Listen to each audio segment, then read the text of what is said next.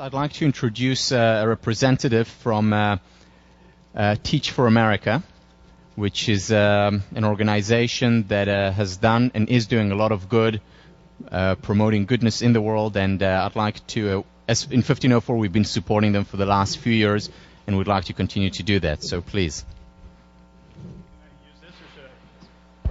Hello, can you hear me? Thank you so much for this. I will take not 90 seconds. My name is Josh Bieber. Wow, hey now. All right, I feel positive. I was a Teach for America core member, and I now work for TFA. I do new site development. So when I was a senior, I had marginally considered this as an option, and had it not been for a very pushy phone call from the very pushy TFA recruiter on the deadline day, I would not have applied.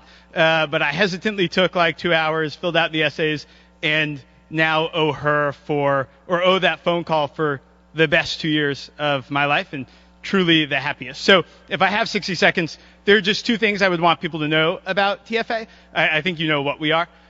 One is that this country does not serve all kids in our schools fairly. So low-income kids, before they even leave elementary school, are years behind where they should be, and nearly not even half of them graduate high school, which is a terrible injustice, a complete injustice.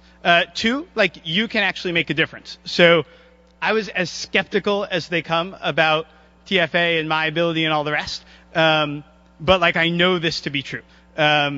If you walk into a class of fifth graders who on day one are years behind where they should be and hate school and are kind of inclined to hate you because of it, and 9 months later they leave on or above grade level, begging for summer work and wanting you to hang out on the weekend, you kind of think anything is possible. And that's, clearly I'm here now. So for me, Teach for America was an opportunity to actually align my actions with my thoughts and my hopes and be part of the change we all talk about wanting to see.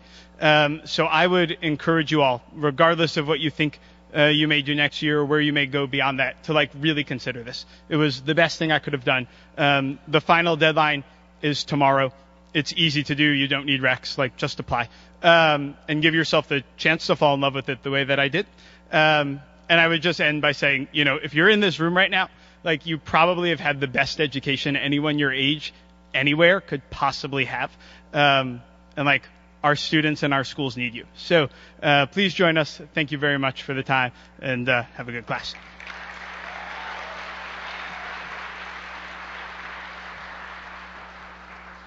Hi, everyone. Quickly, if there are any extension students or undergraduate students who are not able to make section this week, we have an open section tonight at 7:30. That'll be videotaped for the extension school.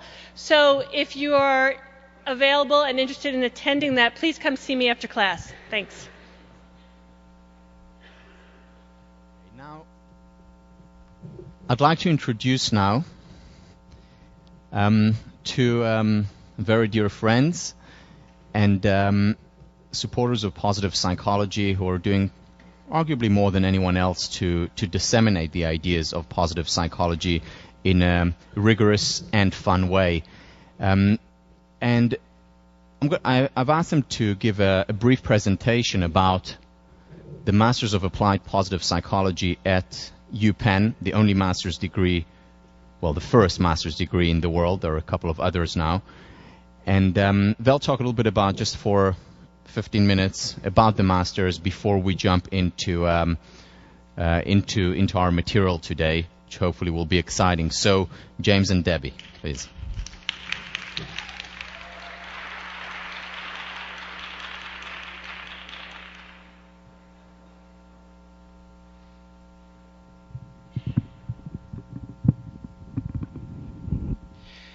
Thank you very much, Tal. It's great to be here with you guys, and what a delight to be able to spend a few minutes with you in such a very special class where you're combining the science of positive psychology with its practice. And of course, as you very quickly figured out, Tal is such a master teacher, somebody who's able to take complex ideas and make them simple without making them simplistic, and also making inspiring and making the presentation motivating so that we want to go out and apply the ideas that we're studying. I'm curious, how many of you here are interested in applying the science of positive psychology in your own personal lives? It's part of why you're here. Can I see your hands? Okay, great.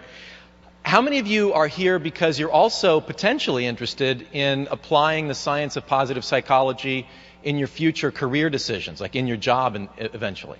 Okay, great, excellent. I hope you do just that. And for those of you who are interested in taking positive psychology, the study of positive psychology, deeper in a graduate level program for your own knowledge, but then also to be able to take what you're learning into your profession, we're delighted to be able to tell you a little bit about the Master of Applied Positive Psychology program at the University of Pennsylvania, and to talk a little bit about taking positive psychology from the classroom to the world. Now, as you know, positive psychology is just about 10 years old. It was started in 1998 when Marty Seligman was the president of the American Psychological Association, and positive psychology was one of his presidential initiatives. About 4 years ago, Marty Seligman started the Positive Psychology Center at the University of Pennsylvania. And the mission of the Positive Psychology Center is to promote research, training, education, and the dissemination of positive psychology. So in January of 2005, I joined the Positive Psychology Center as the Director of Education and Senior Scholar. The next month, in February of 2005, Debbie Swick came on board as the Associate Director of Education. Our task was to create a master's program and to have it up and running by the fall. So again, I got there in January, Debbie came in February, we got our brochure out and printed and published in March. Our application deadline was in April. Kind of optimistic, I suppose. And we didn't know if anybody would show up. We didn't know if anybody would be interested. But we needn't have worried. We got over 100 applications, and we accepted 36 students into our program for that fall. And things have just really been going well and hopping ever since. This is our current class. On their first day of class in the fall of 2007. We have 41 students in our class this year. So I'd just like to tell you a little bit more about the students. Actually, 3 of our graduates or current students are teaching fellows in this class, so that's exciting.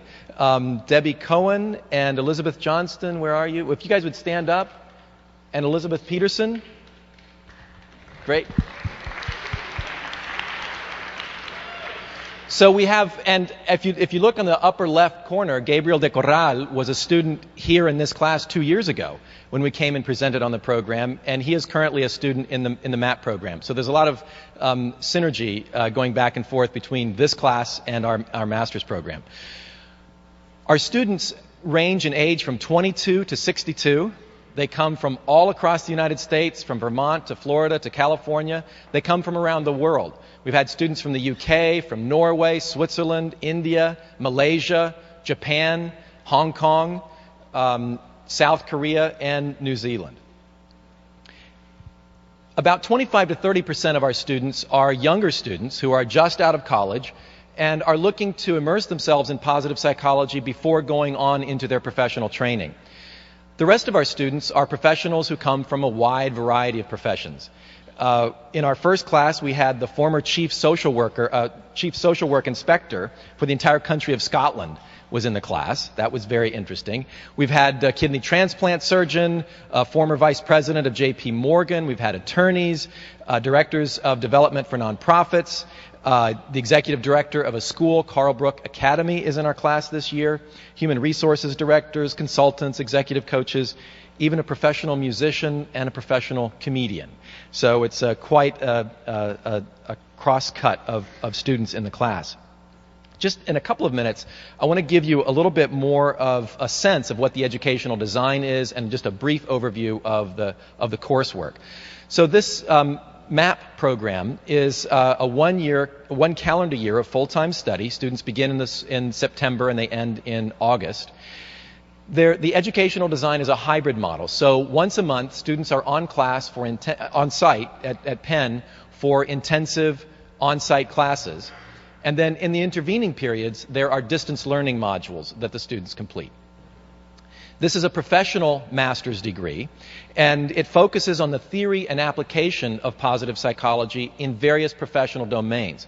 So at this point, there's not a separate licensing or credentialing in positive psychology itself. Students come from education, business, law, medicine, etc., bringing their own credentials with them. So this design of having students on campus once a month for intensive classes allows students to continue working full-time. Now, I just said that the program was full-time, and you may be wondering, well, how can students work full-time and study full-time? Keep in mind this is a professional degree and an executive education model that's intended to be, it's designed for people who are themselves working full-time and still taking classes full-time. So most of our students continue in the work they've been doing, continue to work full-time while they come to our class. Another advantage of this model is that students aren't required to live in or near Philadelphia. Students can commute in from across the United States, and what has been a surprise and a pleasure to us, students have decided to commute in from as far away as Europe and Asia. So I don't know what your commute today was like to come to class, but some of our students come from as far away as South Korea and New Zealand every month to be a part of the positive psychology classes. So you can imagine that adds a real excitement and energy to the class and puts a little bit of pressure on the professors to make sure that we have something worth coming halfway around the world for. This enhances the educational experience, obviously, by increasing student diversity. We have students who are living abroad and coming in for the classes.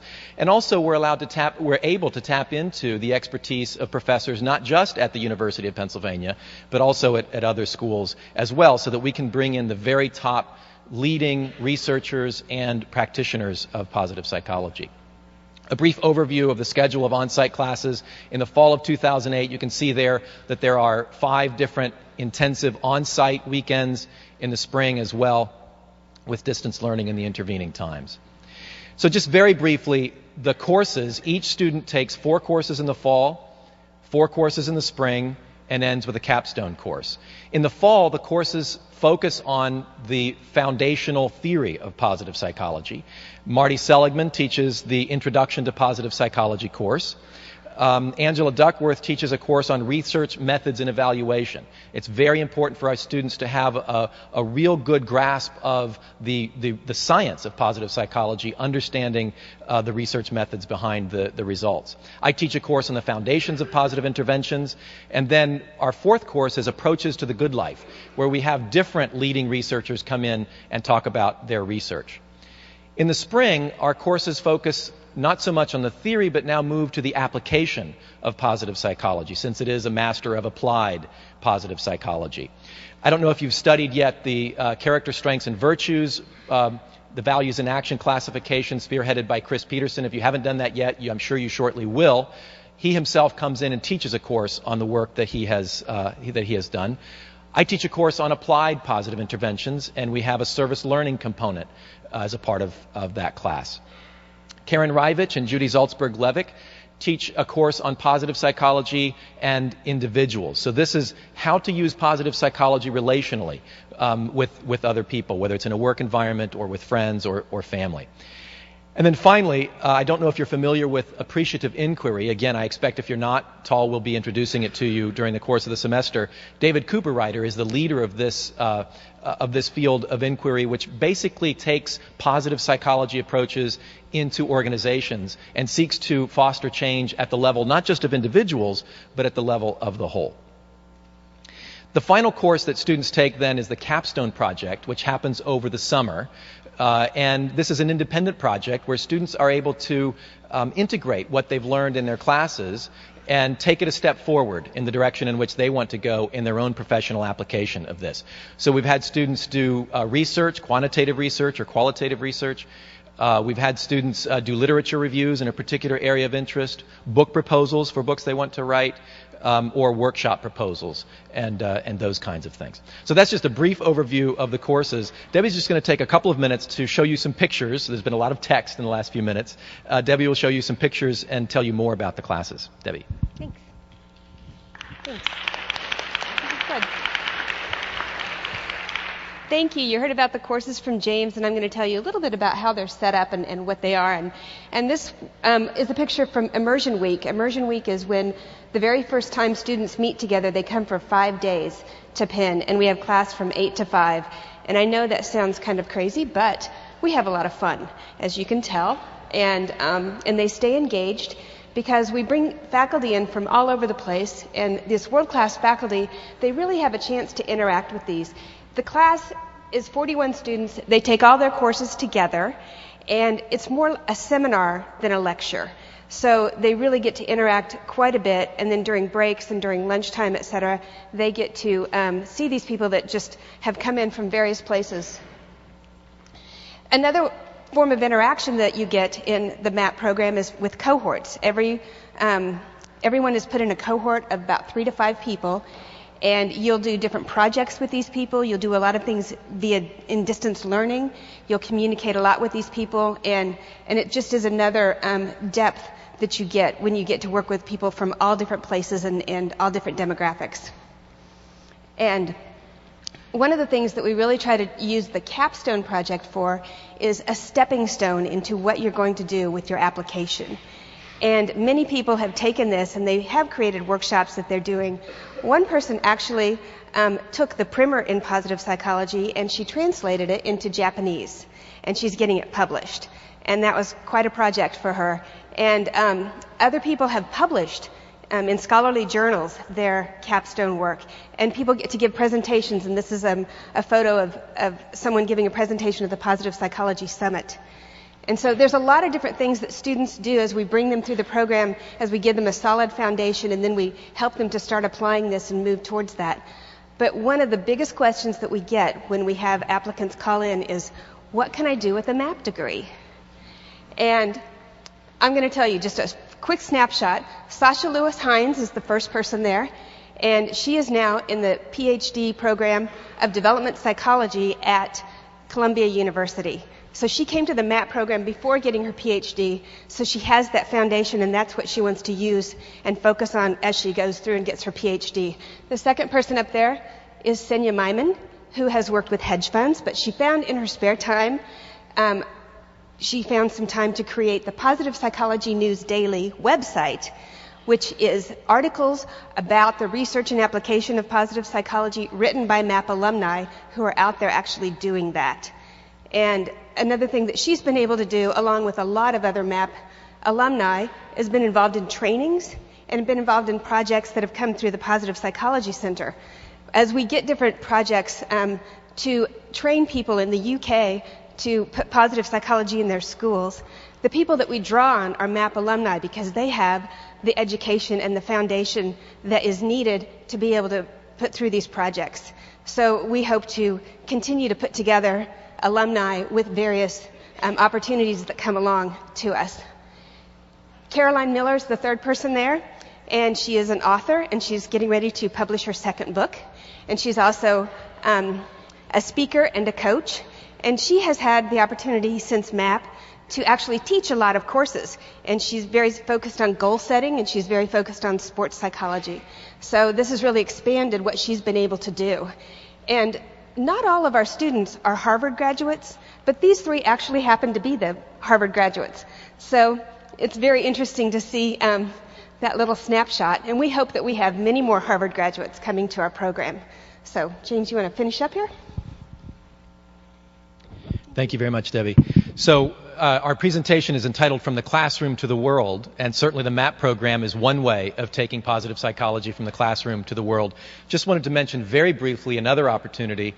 We have just started the International Positive Psychology Association. And this is it's going to be a major international organization to help facilitate communication and collaboration among researchers and practitioners of positive psychology. Here is a picture that was taken at the first Board of Directors meeting that happened in October. Not pictured here is Tall, who is a member of the Board of Directors, as are a number of other leading positive psychologists from the United States and around the world. There's a special student membership, so I encourage you to check out the International Positive Psychology Association at www.ipanetwork.org and join to stay abreast of the latest developments in the field of positive psychology. I wish we had time for your questions, but I know Tal has a lot of great stuff for you today, so we'll move along. Just want to let you know that there will be an information session this afternoon from 3 to 4:30 in Harvard Hall, room 103. So we'd love to see any of those of you who are interested to stop by and talk with us, and we'll be able to talk in more detail about the specific questions that you might have at that point. We'll also be here for a few minutes after class. We have some brochures with us. We'd love you to take a brochure if you're interested. There's always more information can be found on our website at penpositivepsych.org, or you can email us at the address listed. So we hope to see a lot of you at the MAP program sooner or later. And in the meantime, wish you a very successful semester as you dig into the science of positive psychology and put it into practice in your own lives and think about how to take positive psychology from the classroom to the world.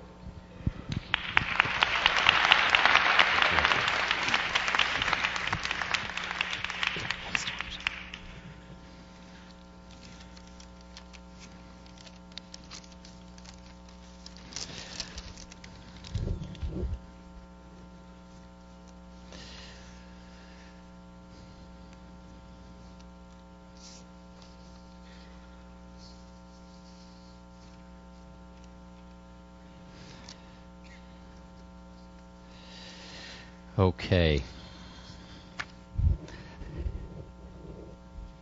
No, it's such a privilege to be a part of MAP, because what you have there in a year is all the top people from the field. So many of the people that we'll talk about, whether it's Barbara Fredrickson, whom we'll talk about in a few minutes, whether it's David Cooper-Ryder, whom we'll talk about, whether it's Marty Seligman, of course, will come there and present to you, and you'll be spending quality time in small groups with them. Real privilege. So what I want to do today is finish up. I want to finish up on the basic premises. Second.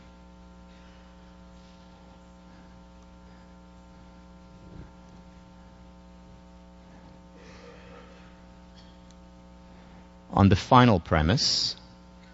No, we're not going to watch that again. No.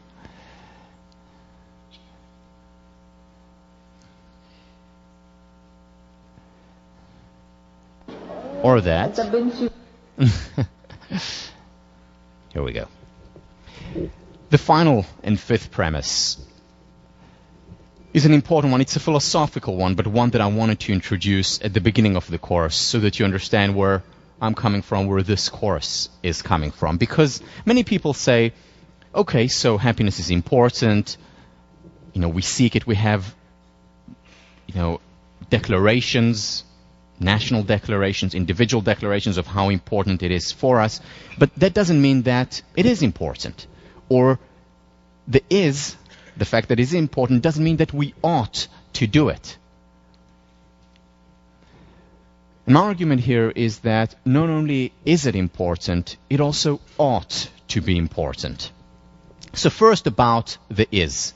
Happiness, whether we like it or not, whether it's consciously, subconsciously, whether it's explicit or implicit, for most people, not all, but for most people, it is the highest end. And again, we have constitutions safeguarding our pursuit of happiness. We spend a lot of effort, a lot of time thinking about it, for ourselves as well as for others. Aristotle, over 2,000 years ago, happiness is the meaning and purpose of life, the whole aim and end of human existence. William James, in 1890, or in The Varieties of Religious Experiences, writes, if we were to ask the question, what is human life's chief concern, one of the answers we should receive would be, it is happiness. How to gain, how to keep, how to recover happiness is in fact for most men at all times, the secret motive of all they do and of all they are willing to endure. Now, you may have heard of William James. He's named after a building here. And he talked about this over 100 years ago, Aristotle over 2,000 years ago, and it's not just peculiar to the West. The Dalai Lama, whether one believes in religion or not, whether one believes in this religion or that religion, the very purpose of our life is happiness. The very motion of our life is towards happiness. So it is important for people, again, whether it's conscious, subconscious, explicit, or implicit. The question, though, is the fact that it is important, should it be important? What about the moral dimension of happiness? I mean, there are so many other things happening, so many important things to do in the world. Why should we have happiness as our highest end, as our chief concern, as that which determines the motion of our life? In other words, what's good about well-being? What's good about positive emotions? And there's a lot of research to answer this question. But before the research, it feels good to feel good. Think about it. Internalize it. You know, this is Aristotle's law of identity. A is A. It feels good to feel good. And that in and of itself is justification. Why not feel good if we can feel good? So the burden of proof for why happiness is not important may be on the people who would argue otherwise, and we'll talk about that argument later. But the first key issue is that it's a good in and of itself. Almost needs no justification. However, beyond just feeling good, happiness also contributes to our life, to our relationships. It contributes to other people. This is research done by Barbara Fredrickson, one of the faculty members who teaches at UPenn. You saw a picture of her up there. What Barbara Fredrickson says is that positive emotions have an evolutionary reason, that they have a purpose beyond just making us feel good. For example, they help us think beyond what we're thinking right now, broaden our thinking. They help us build relationships. They help us build capacities. Remember, one of the key concepts in this course is that positive emotions, positive psychology as a field as a whole, is about building capacities. And the two analogies that we used was strengthening our immune system or a stronger, quote-unquote, psychological engine that has the capacity to endure more, not just from the negative to the zero, but also from the zero to the positive. So this is Barbara Fredrickson, and let me quote extensively from her article, which I believe you're reading for this week. We should work to cultivate positive emotions in ourselves and in those around us, not just as end states in themselves, but also as a means to achieving psychological growth and improved psychological and physical health over time. I call this the broaden and build theory of positive emotions, because positive emotions appear to broaden people's momentary thought-action repertoires and build their enduring personal resources. Through experiences of positive emotions, people transform themselves, becoming more creative, knowledgeable, resilient, socially integrated, and healthy individuals. Numerous benefits to just experiencing positive emotions. It's a win-win. It feels good, and it's good for us, and it's good for society as a whole, as I'll argue momentarily. So what she's talking about here, for example, is that positive emotions help us overcome negative emotions. What happens when we experience negative emotions is that our consciousness, our thinking, narrows and constricts. We focus just on one thing. So for example, and that can be a good thing. You know, a lion comes to me and charges me. I don't want to start thinking about my map application. I don't want to start thinking about what my roommates say. I want to focus on the lion. So my consciousness narrows and constricts, and I'm in the fight or flight mode. Now that's a good thing when a lion charges me, but it's not a very good thing if my consciousness continues to narrow and constrict beyond the threat or beyond the hardship. And what we know is that very often we enter a downward spiral, a vicious cycle, when we go into this narrow and constrict mode. So for example, just for example, a random example, my girlfriend leaves me, all right, and I narrow and constrict in terms of my thinking, and all I'm thinking about is just that. And then what happens as a result, I experience sadness, because that's what I'm thinking about. And sadness, a painful emotion, not a positive emotion, leads to further narrow and constrict. And that can potentially, not always, but potentially can go on and on and on And that's when it can become depression. That's when I have difficulty getting out of this downward vicious cycle. Positive emotions do the opposite. They broaden and build. Broaden and build leads to positive emotions. And positive emotions then further broaden and build. So that's a virtuous cycle. And I look broadly, I look to other people, I look to other things. So what can I do now? Where can I go? Where can I spend my time? And very often what that does, a positive emotion can take us out of this downward spiral and create an upward spiral. A positive emotion can come in the form of watching a humorous film. It can come in the form of a few deep breaths, and we'll talk about deep breathing when we talk about mind-body. A positive emotion can come in the form of an interaction with a friend, a pleasant one. And it's the positive emotion that can take us out from this downward spiral to this upward spiral. And again, it doesn't always take a very long time. And the challenge is to combine it with the permission to be human, to experience the emotion, to go through the motion, and yet not to enter the downward spiral where, 6 months later, after a small incident, I'm still in that rut. And we'll talk about what is the right time and how do you find the right time and how do you find the balance between thinking about painful emotions and when does it slide to rumination, which is not always helpful. So it helps overcome negative emotions. Also, creativity. We think broadly. We're able to make more connections. See connections that we hadn't seen before, perhaps. There's a lot of talk about the depressive creator. If you want high levels of creativity, it's a must. You have to be depressed. Well, it turns out that's not the case. Very often manic depressives are highly creative, but that's usually during their manic phases. In the depressed phase, our thinking is narrow. We don't think outside the box, usually. Of course, there are many exceptions. But as a whole. In fact, there is research. For example, this was done with internists, doctors, who were giving a very difficult question connected to a liver problem that an individual patient had. And they divided them randomly into 3 groups. The first group was a control group. They just had to solve that problem. The second group was given a statement about the humanistic value of medicine, why it's so important to be a medical doctor. And the third group was given candy and just put in a funny, playful, good mood. The third group that was given the candy and was put in a positive, playful mood outperformed the other 2 groups significantly. They thought about more options, and they actually came up with better solutions to that problem. Again, this is one of many, many studies in this area. Another example, children.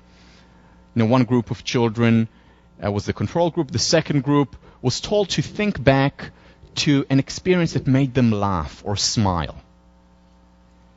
And that group did much better on a learning task than the control group because they were put in a positive mood. Again, it's a win-win. It's defying, in many ways, the no pain, no gain paradigm, whether it's of education, of doctors, or in school, as well as generally in the workplace. Because you see, also motivation and energy, you don't need research for that. You know that when you're feeling good, you have more motivation, you have more energy. And of course, there is a lot of research to back that up. And ultimately, success. They look at in the professional world, people who are able to manage their emotions better and lead to more positive emotions, get out of this narrow and constrict to the broaden and build, are in the long term more successful. Again, it's not the people who don't have painful emotions. Remember, they're all dead.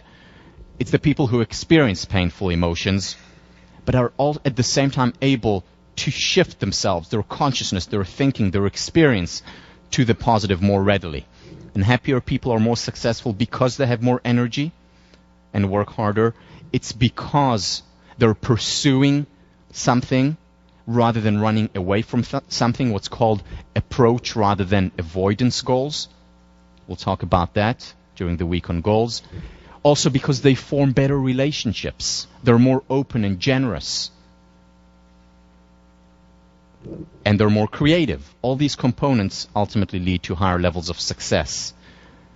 Positive emotions don't only contribute to our success, they don't just contribute to our feeling good, they also contribute to our well-being.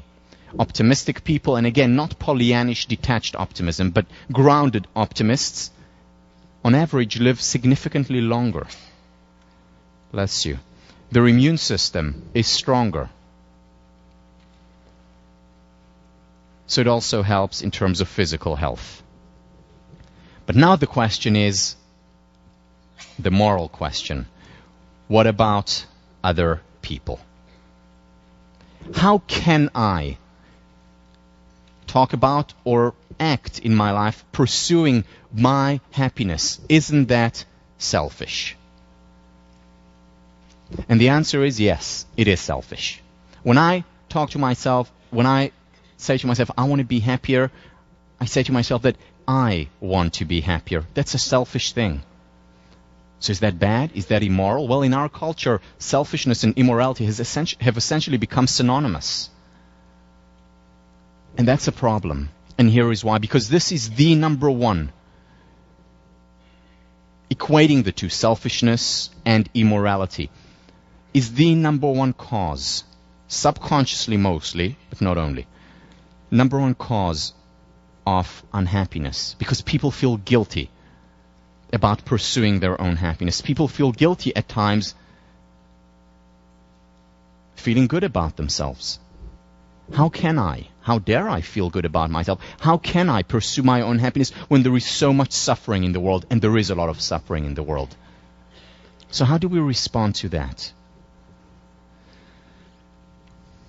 First of all, happiness is a positive-sum game. It's not a zero-sum game. Neither is it a negative-sum game. It's not that my happiness takes away from other people's happiness, which would be a negative-sum game. If I have more, you necessarily have less. It is not even a zero.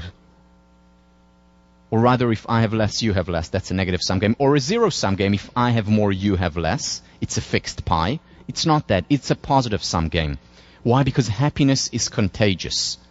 If I'm happier, I'm more likely to contribute to other people's happiness and well-being. Being happy, in other words, is also a moral state in the sense of actually contributing to other people's well-being. The Buddha talked about it thousands of years ago. Thousands of candles can be lighted from a single candle, and the life of the candle will not be shortened. Happiness never decreases by being shared. It's like passing on light. And if you're happy and work on your own happiness, you're contributing indirectly to other people's happiness. Just like the baby who laughed last time made you laugh. It's contagious. Generally, people who work on their happiness, again, not people who experience a constant high, they would have real difficulty having relationships, since they're dead. But generally people, those of us who are alive, who work on our happiness, who experience the vicissitudes of life, the ups and downs, but overall work on our happiness and become happier and happier, have better relationships, more generous, more accepting of other people, more tolerant of other people, as well as of themselves. There's a lot of research to show that helping ourselves, in other words, working on our happiness, contributing to our well-being, leads us to also be more generous and benevolent toward others. This is research by one of the leading researchers, one of the first researchers in the area of positive emotions, Alice Eisen. And she showed time and again how feeling good is good for us and good for others. And it works the other way as well. This is the wonderful thing about happiness. It works the other way as well, because helping others also helps ourselves. Remember your task for this week, those of you who have already read it. It's to commit above and beyond what you usually commit, 5 extra acts of kindness during one day. 5 extra acts of kindness. This is research done by Sonia Lyubomirsky. I mentioned her book on the first class, The How of Happiness. She's done fantastic work showing how people who help, whether it's helping 5 extra acts during the week, it can be more, doesn't have to be restricted to 5, or people who help 5 extra acts during one day, it actually contributes to their well-being. So helping others is also helping ourselves. One of the things that I say, and only half in jest, is that I know of no more selfish act than a benevolent act. And again, only half in jest, because the two are interconnected.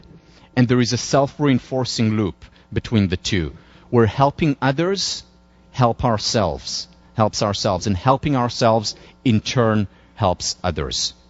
And rather than looking at it as selfish, and some people may feel dis-ease with it, rather though as looking at it as selfish, i.e. equal immoral, we should look at it as something that is so wonderful about our nature, a part of our nature that we should celebrate. The fact that our happiness is tied to others, the fact that we're tied to others in a web of empathy, that's a wonderful thing about human nature. A thing that we need to celebrate much more than we are doing already. Because remember, if we don't celebrate it, if we don't appreciate that part of our nature will depreciate. To appreciate has 2 meanings, as we talked about. 1 is to say thank you for something, and 2 is to grow. If we appreciate the good in our nature, in our inclinations, if we appreciate that part of our nature, it will appreciate and we will have more of it. If we look down on it and say, it's a terrible thing that I just derived benefit from helping other people, then that part of our nature will depreciate over time. For your readings, you're reading one of the meditations in my book where I talk about it a little bit more in length and also give it the philosophical foundation. Because in many ways this goes against Kantian thinking that has been so dominant in our 20th and 21st century thinking about morality. It feels good to feel good. It also contributes to others to feel good. I want to end this premise, this idea, by talking a little bit about a person for whom one of the chief purposes in life was to spread happiness. Mahatma Gandhi. There's a story about him. There was a woman, like many people, came to ask for advice from Gandhi, and she came from very far away, and she brought her son along. And she sat in front, she got the audience with Mahatma, and she sat in front of him, and she said to him, I came from afar because I have a problem with my son. My son eats way too much sugar. And I'd like you to tell him to stop it, because it's hurting his health, his teeth, and he will listen to you. He admires you. Gandhi looked at her and said, Madam, can you please come back in a month? She didn't know why, but she listened to him. After all, he was Gandhi. She left, went far away, came all the way back a month later, and once again got an audience with Gandhi. She sat in front of him, and she said, I was here a month ago. And she said, yes, I remember. And she said, could you please tell my son to stop eating so much sugar? So Gandhi looks at the child intensely and says, son, stop eating too much sugar. And that's it.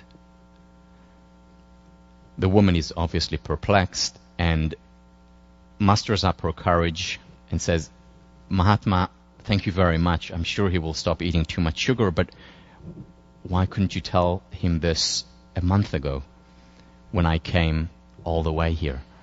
And he said, well, madam, because a month ago I was eating too much sugar.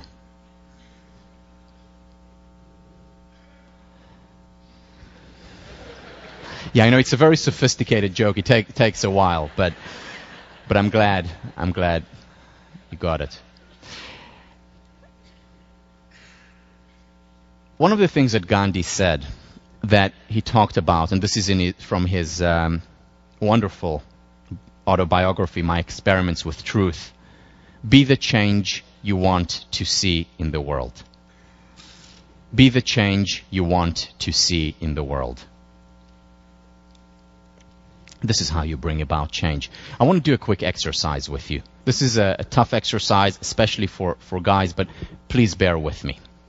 So, if you don't feel comfortable doing it, don't do it. What I'd like you to do now is the following. Take your thumb and your middle finger and create as much as possible a 90-degree angle.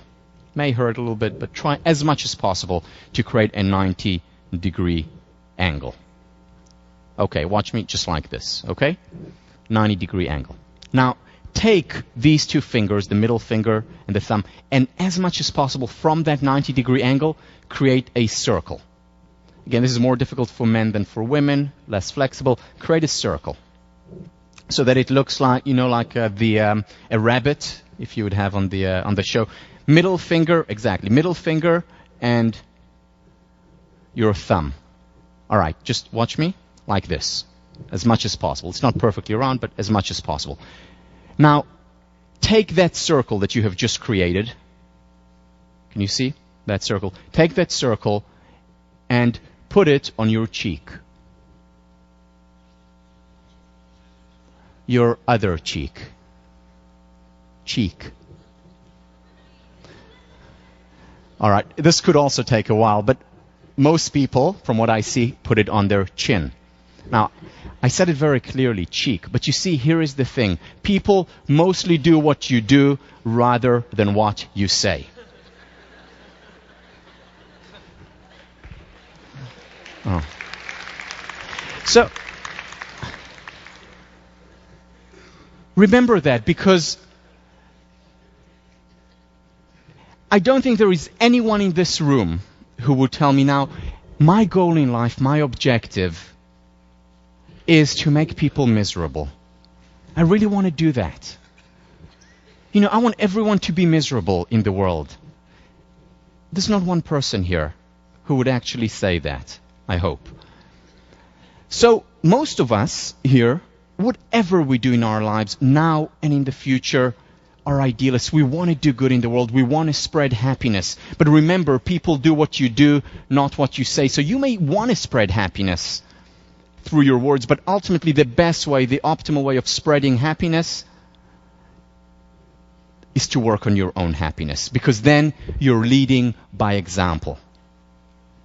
That applies to leadership. The most important thing about leadership is not what you say, it's what you do. The most important thing about parenting is not how much you tell your child honesty is important, but rather how honest you are. If you want to spread happiness, be the change you want to see in the world, by example.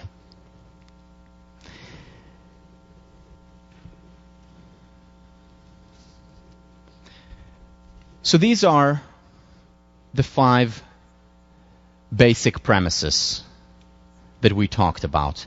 They form the foundation of the course. And what we're going to do over the next couple of months is expand on these. Most importantly, see how we can take the research, the rigor, and apply it to our lives. So let me move on now to the next lecture.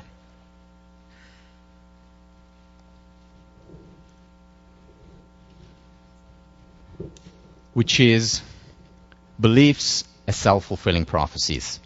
This, I must say, this topic ignited my imagination when I was a kid, when I thought about it, when I was an athlete. And that's when I understood the power of the mind. And that's what piqued my interest in psychology. And I want to start with a story, a specific story that in many ways, I can see it as the first story, psychological story that I heard, or the story that I heard that brought home to me the message of how important psychology is to well-being and to success. And success 14-year-old squash player was the most important thing in my life. And the story is of Roger Bannister. Just so I get a show of hands, how many people have heard of Roger Bannister? Okay, a handful. So, those of you who have can hear it again. Roger Bannister was a runner. He ran the mile. And until 1954, running the mile in under 4 minutes was considered impossible. In fact, doctors proved that 4 minutes for the mile was the limit of human ability. Physiologists ran tests proving scientifically that the limit of human ability was running the mile in 4 minutes. You could not go below that. And runners proved, the doctors and the scientists proved that they were right. And ran the mile in 4 minutes and 2 seconds, 4 minutes and 1 second. But no runner could run the mile in under 4 minutes, ever since the mile was actually timed, or they started to time runs. It was impossible. Doctors, scientists showed, runners, athletes, the top ones in the world, proved that the doctors were right. And then came along Roger Bannister. Roger Bannister said, it is possible to run the 4 minutes, and in fact, I'm going to do it. Now, when he said it, he was a medical doctor at Oxford University. He was a good runner, top runner, but nowhere near the 4-minute mark. His best time was 4 minutes and 12 seconds. And of course, no one took him seriously. But Roger Bannister continued to train and work hard, not harder than the rest of the runners, but as hard as the top runners in the world. And he did get better. In fact, he broke the 4 minute and 10 seconds mark, 4 minutes and 5 seconds mark, and then he got to 4 minutes and 2 seconds and stopped, like everyone else. Could not go below the 4 minutes and 2 seconds, so he wasn't even the best runner in the world, but among the best. But he continued to say, it is possible, there is no human limitation on that, we can run the mile in under 4 minutes. And he continued to say it, continued to train, to no avail, for years. Until 1954. On the 6th of May, 1954, on his home turf at Oxford University, Roger Bannister ran the mile in 3 minutes and 59 seconds. Sensation. Front page news all over the world. Science defied.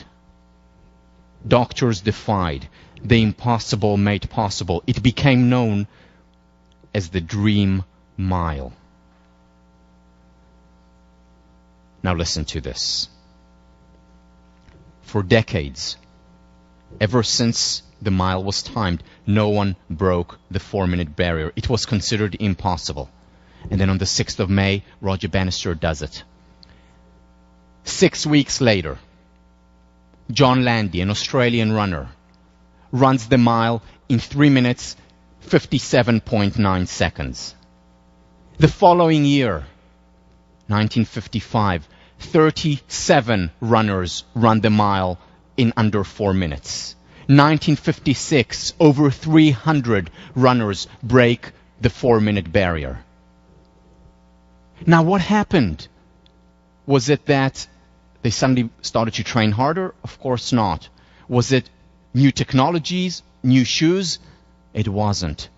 It was the mind. Look how powerful the mind is. It wasn't the fact that they were running that time and they said, oops, we're over the speed limit, let's slow down a little bit. Not at all. They were trying their hardest, their utmost. And yet the subconscious mind limited them, prevented them from breaking that barrier. That happened to be not a physical barrier, as the doctors and physiologists and scientists had claimed. It was a mental barrier. And what Roger Bannister did was break down the fort, the mental, psychological fort. Beliefs are self-fulfilling prophecies. Very often they determine how we perform, how well or how poorly we perform. They often determine how good or not so good our relationships are. They're the number one predictor of life success as well as well-being, as we'll talk about. So what we're going to talk about today and next time is how beliefs shape reality. How it works, what is the mechanism, the science behind the power of the mind. Because in many ways this sounds like mysticism. And part of it is mystical, still not understandable, but we're going to talk about, as much as we know, why it works and how it works. There's unfortunately a lot of misunderstanding about optimism. Because the self-help movement in many ways is about telling us how it's all about the power of the mind. We'll talk about Think and Grow Rich, the book. We'll talk about The Secret, which is about creating our reality through our thoughts. And there's some truth to these, but only some truth. We're going to bridge Ivory Tower and Main Street and show the science and also the danger behind that belief. Most importantly, how do we apply it? How do we enhance the belief we have in ourselves? If there is such high correlation, and there is very high correlation in predictive power to a sense of hope, to a sense of optimism, to beliefs, if they so much determine our outcome on the athletic field,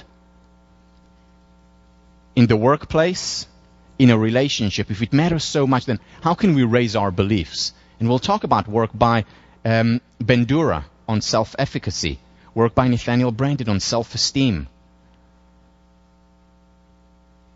how we can make a dream into reality. Whether it's a political dream, we'll talk about Martin Luther King's dream and approach, and how he did and what he did, or a personal dream, where we'll talk about the work of Herbert Benson as well as Bandura. Once again, the Buddha. We are what we think. All that we are arises with our thoughts. With our thoughts, we make our world. Again, this was a claim was made thousands of years ago, and what I want to do now is focus on the scientific foundation of this claim. And I'll start by talking about Pygmalion in the classroom. The source of the word Pygmalion is ancient Greece. Pygmalion was a sculptor. And what he did was, when he came of age, was looking for his ideal woman. He wanted to get married. So he went and looked around Athens, where he lived. He looked around the whole of Greece. He looked around the Greek Empire. He looked beyond the Greek Empire, looking for his ideal woman, a woman whom he could marry. And he couldn't find her, no matter where he looked. I mean, it's understandable. This was before 1879, which is when Radcliffe was founded, and long before Harvard became co-ed. So he couldn't find his ideal woman, and he went back to Athens, and that said to himself, well, instead of finding that ideal woman, I will create a sculpture, as he was a sculptor. I will create a sculpture in her image. And he created that sculpture, and when he looked at her, he was so overwhelmed with emotion and sadness that he couldn't find her, that he began to cry. And then Zeus, Athena, and especially Aphrodite, looking down on him, took mercy and brought the statue to life. And of course, they lived happily ever after. So this is the source of the word Pygmalion. Pygmalion was then taken by George Bernard Shaw, who created a play based on a similar idea, which was later made into a musical, My Fair Lady. And the idea here is how Higgins, doctor of linguistics, took a flower girl and molded her, in a sense, into being royalty. What, of course, happened throughout the story was that she molded him more and transformed him. Fascinating story, and a very important story at the time, because it challenged the whole class system, that people are born into a certain place and cannot and should not be moved. So a very important play at that time, as well as today, about Pygmalion and how people can be changed, can be transformed. In the 1960s, Robert Rosenthal, who was the head of our department for many years, he's now at UC Riverside, took this idea of Pygmalion and applied it in the classroom. Here is what he did. Rosenthal went into a group of random schools. And what he did there was went to the students, had them take a test, and then go to their teachers after and tell the teachers, your students just took a new test that was devised, a new academic test, which is called the Fast Spurters Test. What that means is that we identified students who are going to take a big leap, intellectual leap forward in this coming year, a spurt forward in this coming year. In other words, what he was saying, it identifies the students with the highest potential. And what he found then was when he told these students, the teachers, or what he told these teachers was that, this is just an FYI. You cannot tell the students this. We don't want any discrimination in your school. But just so you know, these are your fast spurters. It's a new test, newly devised. Just so you know. Unbeknownst to the teacher, the actual test that was given those students was a regular off-the-shelf IQ test. Also unbeknownst to the teachers was that these students' names, who were deemed fast spurters, highest potential students, were literally randomly picked out of a hat. So these were regular students, like all other students, but the teachers thought they were fast spurters. Robert Rosenthal leaves the school, comes back in at the end of the year. And here is what he finds. He looks at their English scores. The fast spurters improved significantly more than any of the other students. He looked at their math scores, because English is not really objective, and maybe it was the teachers who thought they were better than they were really. So he looked at their math objective scores. These students improved significantly more than any of the other students. But here is the clincher. Robert Rosenthal administered, once again, an IQ test for all the students. And what he found was that the students who were labeled, randomly so, but who were labeled fast spurters, their IQ increased significantly over the year and maintained that increase in a longitudinal study. Now, this is mind-boggling. IQ is supposed to be your intelligent quotient that you're born with. It's immutable. It doesn't change from the day you're born to the day you die, or so they thought. It changed significantly just based on the belief that the teacher had in her or his students. Beliefs as self-fulfilling prophecies. What happened in this study? Was it that the teachers were fooled and suddenly were made to see an illusion? They saw an illusion? No. It was that they were eluded before. There was an illusion before, and the illusion was that they didn't see what was right in front of their very eyes, which is the potential inherent in every single student.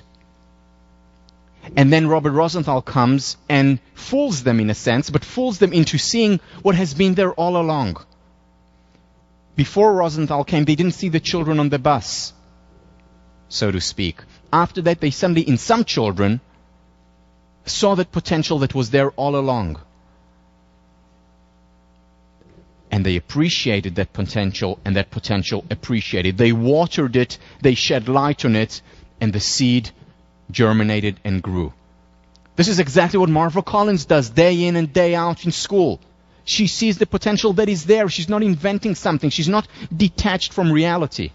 It's rather that people who don't see the potential in other people, as well as in themselves, as we'll discuss, they're not seeing the full reality. They're only seeing part of it. They're completely missing the children on the bus. And we know how easy it is to miss parts of reality, even though they're right in front of our very eyes. All it often takes is a question that takes us on a quest, and we miss what we have seen before. Whether it was research with at-risk population, whether it was the geometrical shapes, whether it's asking only negative questions about our relationship or about ourselves. or whether it's not seeing the potential that exists in just about all kids. If only we see it.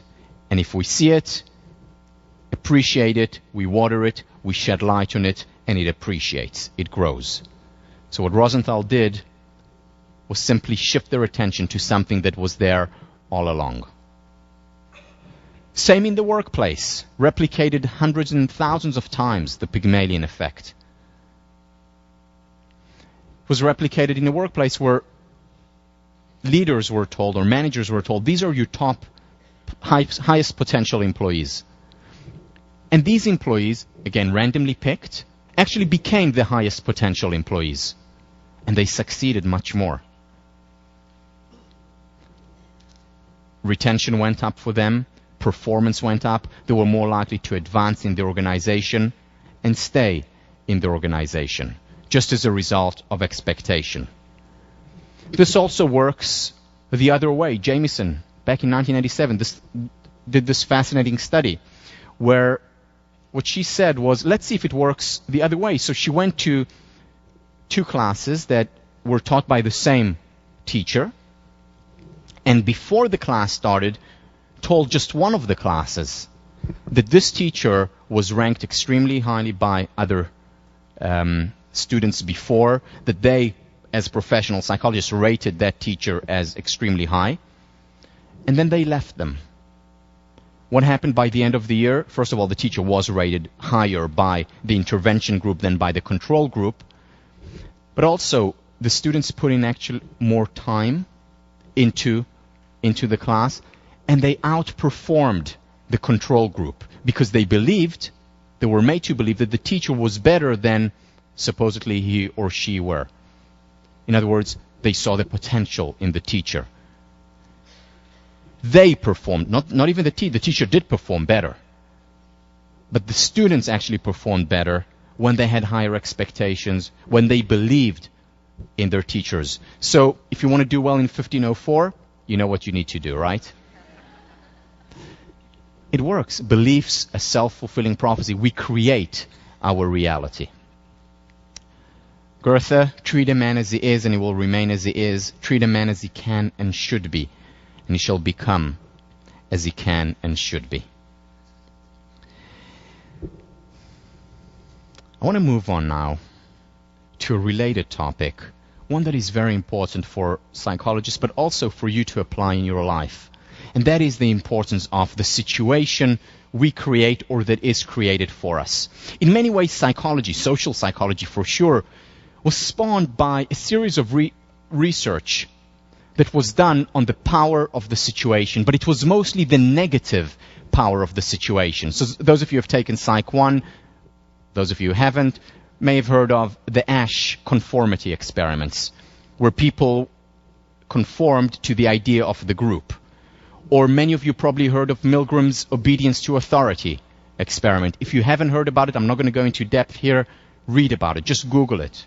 Some of the most important and fascinating studies in the field of psychology, where a person off the street was told by an experimenter to shock another person, even to the point where the other person is screaming to stop. And because the experimenter was saying the experiment must go on, and very often had a white cloak, like a doctor's or an experimenter's cloak around them, because they said the experiment must go on, very often most people, Americans, went on and shocked that person, even to the point of the other person whimpering and begging to be let out, simply because of the word, the experiment must go on.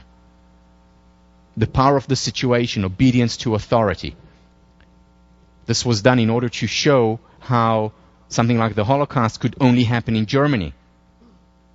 How people there are more likely to be obedient to authority. And what they found globally, worldwide, people have the tendency to be obedient to authority, whether it was in the United States or in Germany. Around the world, same replicated. The power of the situation. Philip Zimbardo's prison experiment. This was done at Stanford, where what they did was take in, again, read about it if you haven't. I'm not going to go into depth here. Where they took people off the street and have them play the role of either the prison warden, the guard, or the prisoner. And the experiment was supposed to go on for 2 weeks to show what entering a role does. And what they found was that after a week, the experiment had to be stopped because the wardens, people off the street, randomly divided, were becoming so oppressive. They humiliated the prisoners who got into their position of being humiliated, just like prisoners often feel. This explains Abu Ghraib, current phenomenon, what happened in the Iraqi prisons, of how people off the street entered the role. They entered the role so much that Zimbardo had to stop the experiment after 1 week. Go on YouTube and watch the video about this mind-boggling stuff. So this is all important, good to know, important to know, but not enough. Because if the situation is so powerful, why just the emphasis on the negative? Why not think about creating positive situations that will help us lead happier, more moral lives? And this has, just like a lot of the positive psychological approaches, has been ignored with a ratio of 21-1. So let me share with you just a couple of studies in this area. Both of them done by our very own Ellen Langer. This, by the way, the study that I'm going to share now is going to be the backbone of a movie coming out about Professor Langer. Person who's going to play Ellen Langer. She's the first female tenured professor in the psychology department. The person who's going to play Langer is Jennifer Aniston. And the movie is coming out hopefully in a year. But it's about this experiment that I'm going to share with you now. So this was done in 1979. Here is what Langer did. What she did was take men who were above 75 years old and send them to a retreat, which was a 1959 retreat. Meaning, even though this was 1979, the music was from 1959. The magazines that they read, that they were all around, were 1959. The daily newspapers were 1959. Everything was 1959. Even they had to go into the role, just like in Zimbardo, they had to play the role of 1959, as if they were 20 years younger. Now, of course, it was a psychological experiment. They had all these different measures taken before, after. And here is what they found. 1 week retreat. At the end of the week,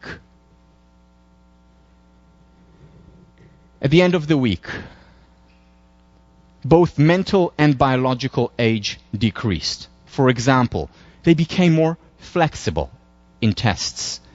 They became stronger. Their grasp, their legs, their body became stronger.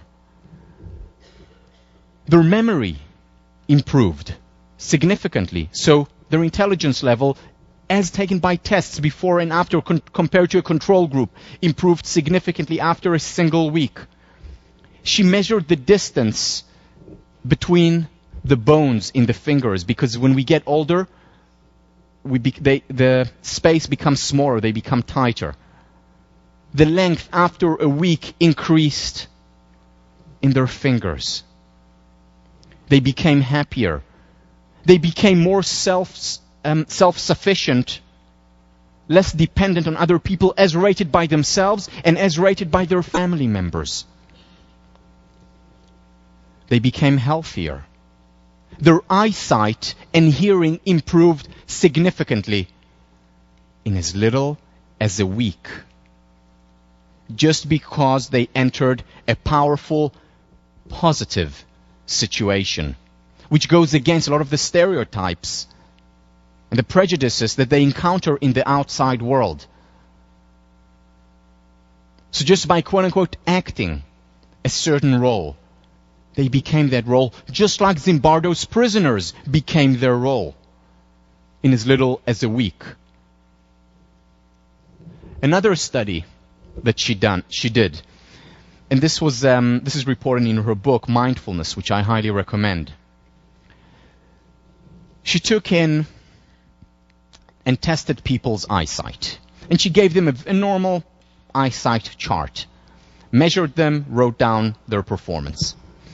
And then she took the exact same people, this time put them in pilot's overalls,